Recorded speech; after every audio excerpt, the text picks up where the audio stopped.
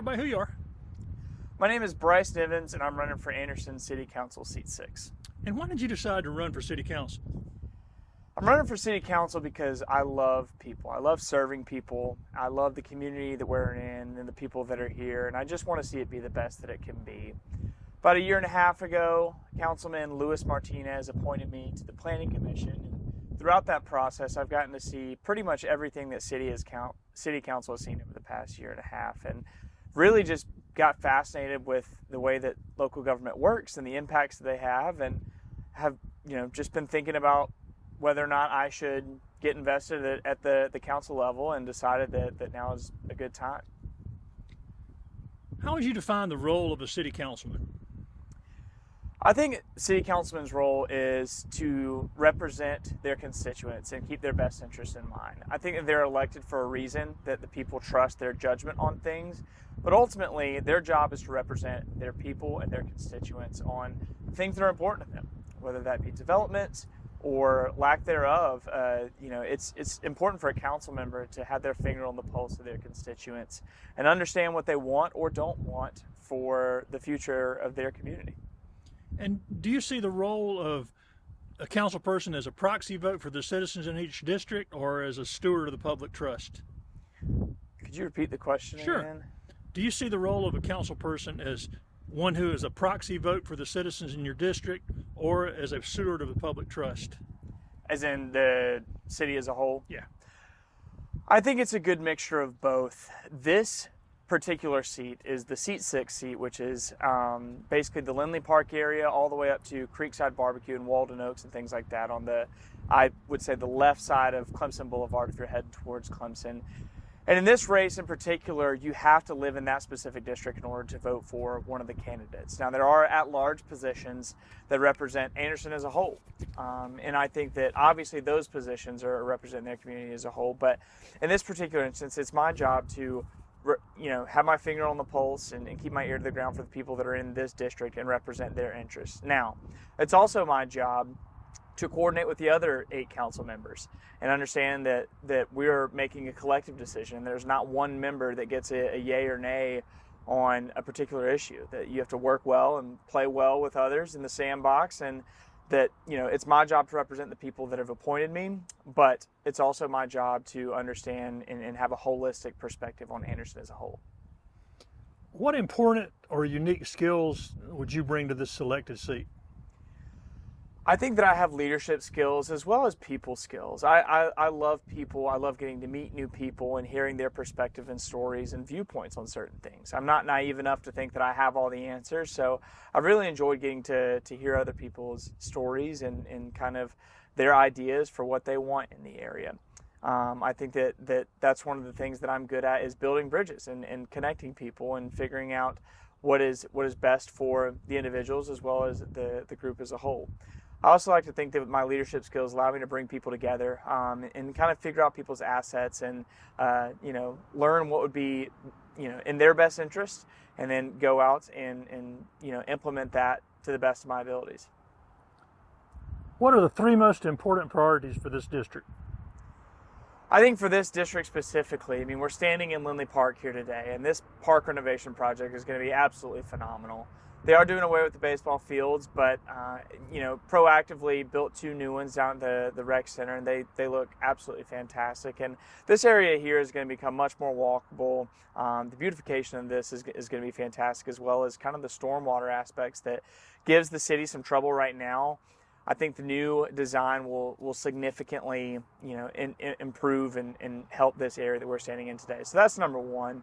Number 2 is definitely public safety. I am a huge believer in supporting our first responders, whether that be firefighters, first responders, policemen. I've had several great conversations with Police Chief Stewart and then Fire Chief King as well, to kind of understand what some of their pain points are and say, hey, how can we impact this area in a positive way? What are some of the things that you would like to see changed? And having those conversations in collaboration with the people that are already in those positions of authority, and figuring out how we can come together as a team and make this area as safe as it can be. And then thirdly, attainable housing is something that I want to see in not only this district, but as Anderson as a whole. Anderson's growing. I want to make sure that we're doing that in a responsible way, that we're not outkicking our coverage or biting off more than we can chew.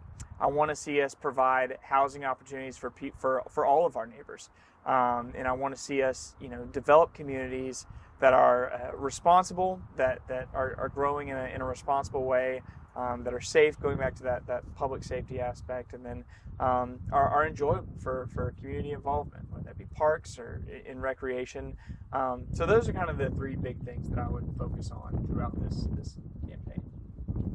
I understand you've been knocking on a lot of doors. What's the number one issue that comes up most when you talk to citizens of this district? Absolutely. So I've knocked on hundreds of doors so far, and I'm not slowing down anytime soon. And it's been absolutely awesome to meet so many wonderful people in our area. Without a doubt, the thing that people want to see most is better roads, and I agree.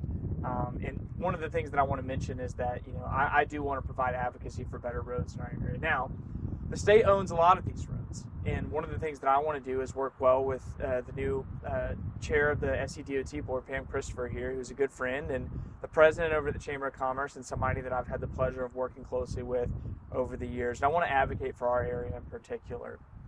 Get her ear, pick her brain on the best practices and best strategies to improve our roads around here. But also, people want to address the crime issue, which is another reason why public safety is so important to me. People want to see a higher police presence in a preventative, proactive measure to crime rather than reactive.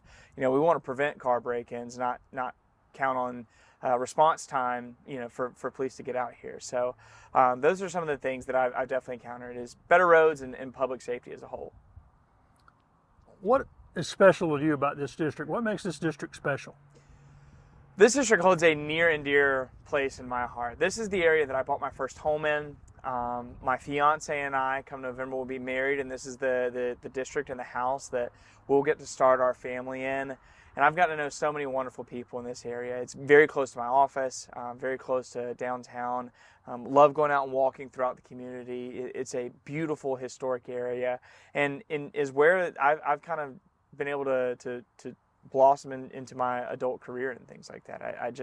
It's been cool to be so welcomed in this area and start my own legacy, start my own chapter and story that I get to tell here, and say that this is where in District 6 in the Linley Park area is where my legacy and my story got to begin.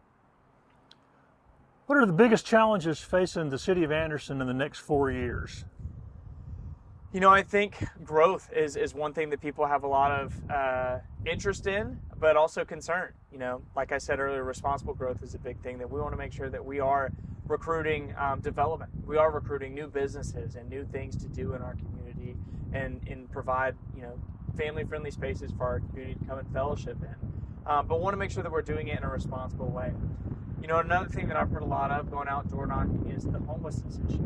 And I get to serve on a lot of boards for nonprofits downtown that do fantastic work with our homeless neighbors, provide resources and things that these people desperately need. But I think we need to dive deeper and look at state programs, county programs, and local city programs as well, to figure out how we can best support these nonprofits and how we can get the people that are in a state of homelessness the resources they need, whether it be affordable housing, attainable housing, mental health, food, cleanliness, whatever that may be. There's some really, really incredible organizations here that I get to work very, very closely with over the past years, and they do fantastic work. And I want to make sure that we're helping those people that are the boots on the ground, that have the best understanding of what these homeless people need, and figure out how we can come together and collaborate with them to provide resources that they need.